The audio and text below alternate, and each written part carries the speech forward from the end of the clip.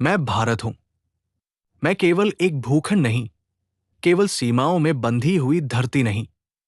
मैं एक जीवित चेतना हूं। मेरी धड़कनों में हजारों वर्षों का इतिहास समाया है। मेरी नसों में संघर्ष बहता है और मेरी आत्मा में लोकतंत्र की लौ जलती है। मैं वो हूं जिसने समय को जिया है, सहा है और फिर भी हर बार नए रूप में खड़ा हुआ है। मेरा जन्म किसी एक दिन नहीं हुआ।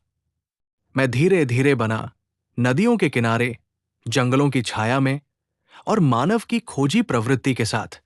सिंधु घाटी की सभ्यता में मैंने पहली बार संगठित जीवन देखा। हप्पा और मोहनजोदड़ो की ईंटों में आज भी मेरी प्राचीन बुद्धिमत्ता की गूंज सुनाई देती है। गुरुकुलों में मैंने ज्ञान का दीप जलाया।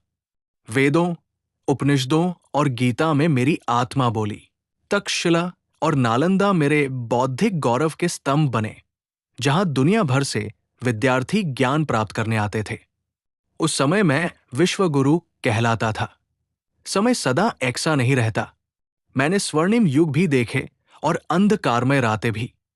अनेक आक्रमणों ने मेरी भूमि को रौंदा, मेरे मंदिर टूटे, मेरी संस्कृति को दबाने का प्रयास हुआ।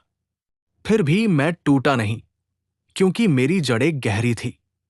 ब्रिटिश शासन मेरे लिए सबसे लंबा और पीड़ादायक अध्याय था। मेरे संसाधनों का शोषण हुआ, मेरी आवाज दबाई गई, मेरे लोगों को गुलामी में जकड़ा गया। पर उसी दौर में मेरी आत्मा ने करवट ली। महात्मा गांधी, भगत सिंह, सुभाष चंद्र बोस, रानी लक्ष्मीबाई जैसे वीरों ने मेरे भीतर आजादी की आग जला दी। 15 अगस्त 1947 को मैंने स्वतंत्रता प्राप्त की। ये क्षण मेरे लिए आनंद और पीड़ा दोनों का संगम था। आजादी मिली, पर विभाजन का घाव भी मिला। लाखों लोगों ने अपने प्राण गंवाए। फिर भी मेरे नागरिकों ने मुझे टूटने नहीं दिया। लेकिन स्वतंत्रता केवल राजनीतिक आजादी थी। मुझे अभी स्वयं को परिभाषित करना था। 26 जनवरी 1950, ये वो दिन है जब मैंने स्वयं को पहचान दी।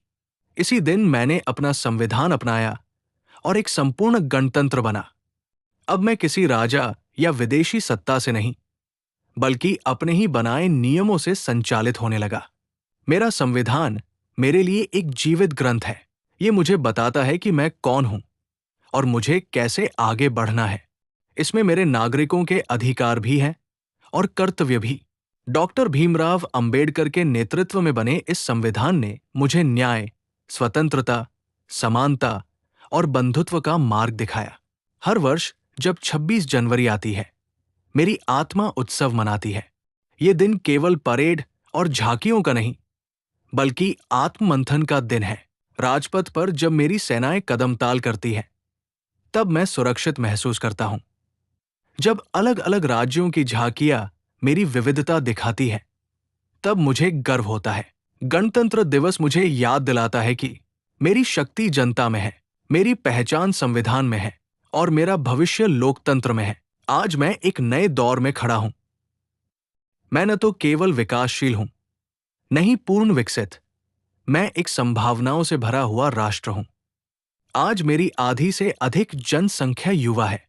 यही युवा मेरे वर्तमान के कर्णधार और भविष्य के निर्माता है। शिक्षा, स्टार्टअप, नवाचार और तकनीक के क्षेत्र में वे मुझे नई ऊंचाइयों तक ले जा रहे हैं। आज मैं डिजिटल हो चुका हूं। मोबाइल और इंटरनेट ने मेरे गांवों तक दुनिया जोड़ दी है। Digital India, make in India, आत्मनिर्भर भारत जैसे अभियानों ने मुझे आत्मविश्वास दिया है कि मैं अपने पैरों पर खड़ा हो सकता हूं। आज मेरे वैज्ञानिक चंद्रमा तक पहुंच चुके हैं। मेरे उपग्रह अंतरिक्ष में मेरा परचम लहरा रहे हैं। मैं आज विश्व राजनीति, अर्थव्यवस्था और कूटनीति में एक सशक्त आवाज बन रहा हूं। मैं ये नहीं कहता कि मैं पूर्ण हूं। मेरे सामने आज भी कई चुनौतियां हैं। गरीबी, बेरोजगारी, सामाजिक असमानता, पर्यावरण प्रदूषण और भ्रष्टाचार। लेकिन मेरा गणतंत्र मुझे ये अधिकार देता है कि मैं अपनी कमियों को पहचानूं और उन्हें सुधारूं। आज जब दुनिया तेजी से बदल रही है, तब गणतंत्र दिवस मुझे याद दिलाता है कि अधिकारों के साथ कर्तव्य भी जरूरी है। लोकतंत्र केवल वोट नहीं, जिम्मेदारी भी है।